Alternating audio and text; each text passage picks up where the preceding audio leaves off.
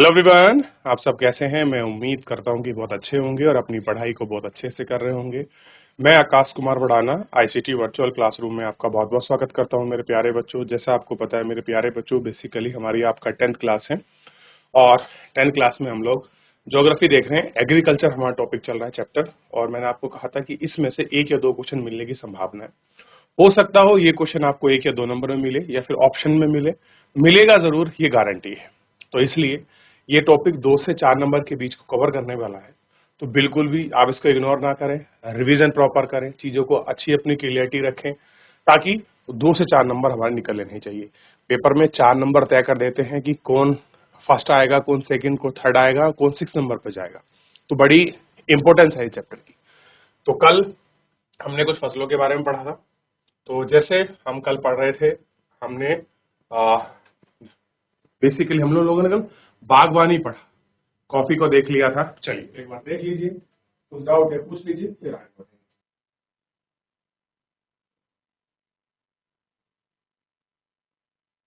चलिए आगे बढ़े। तो यहां तक हम लोग बागवानी तक अपनी चीजों को अच्छे से देख चुके हैं, और फिलहाल जो है इसमें आगे बढ़ेंगे गौर कर कर, जो हमको देखनी चाहिए।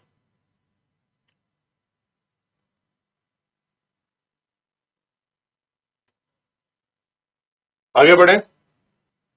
हमने अखरोट से बागवानी के अंतर्गत आपके फल और सब्जी जो उगाने वाले हैं उनको भी हमने देख लिया था कि फल सब्जी।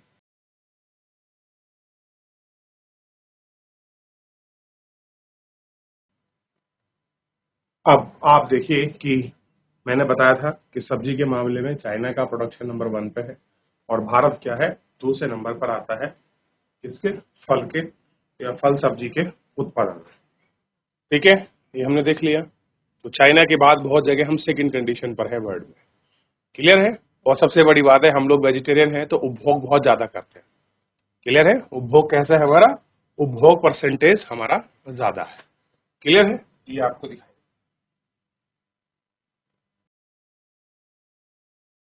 देख लिए इतना। चलिए आगे बढ़ जाए। देखिए फिर हमने कपास और रबड़ को देखा। कितना कंडीशन चाहिए, खरीफ की फसल है 210 दिन, क्या चाहिए, पाला रहित हमको चाहिए। 210 दिन में क्या चाहिए हमको, पाला रहित फसल चाहिए। फिर हमने रेशेदार फसलों को देखा, फिर हमने जूट को देखा, जूट का प्रोडक्शन कैसे हो।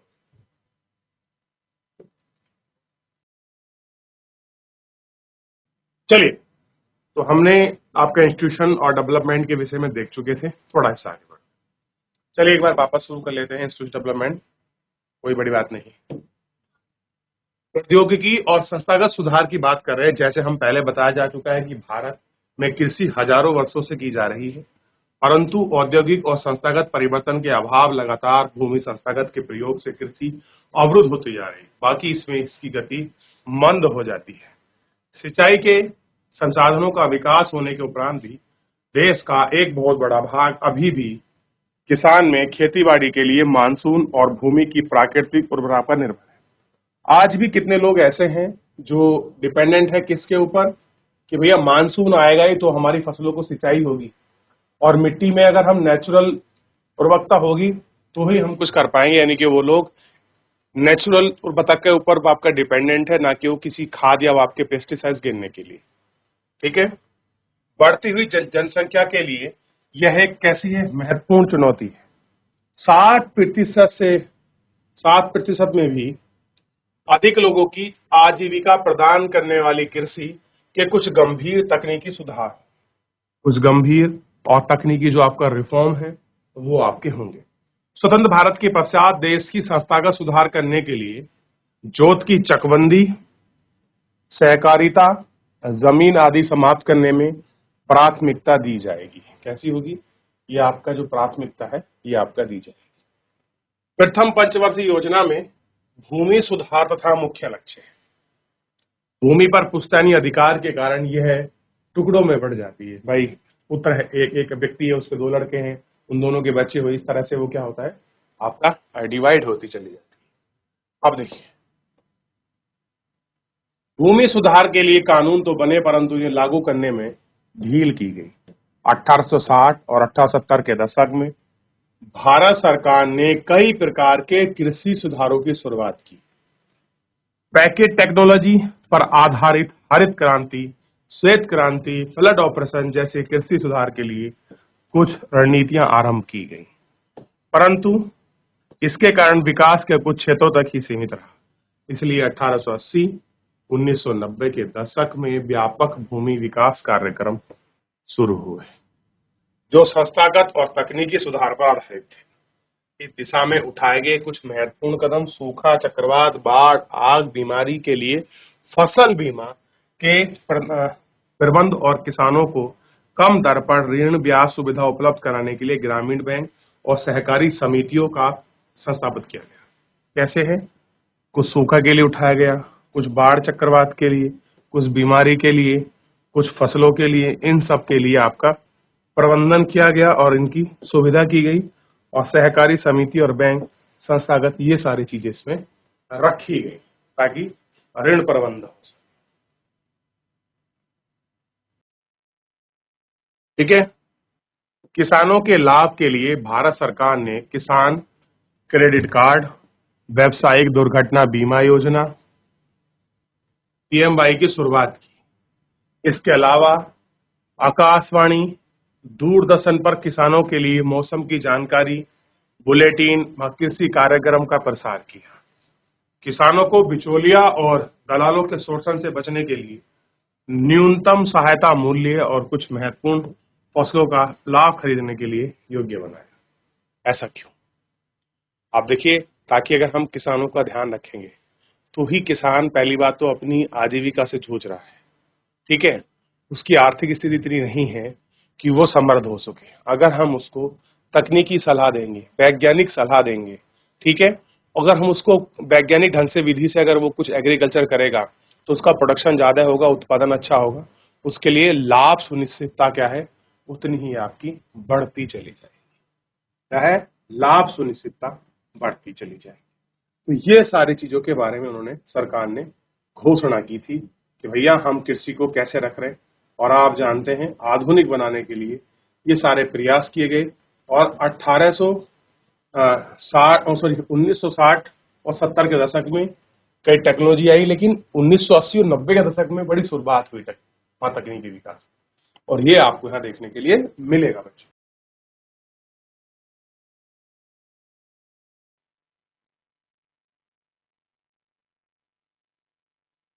हो गया, आगे बढ़ो।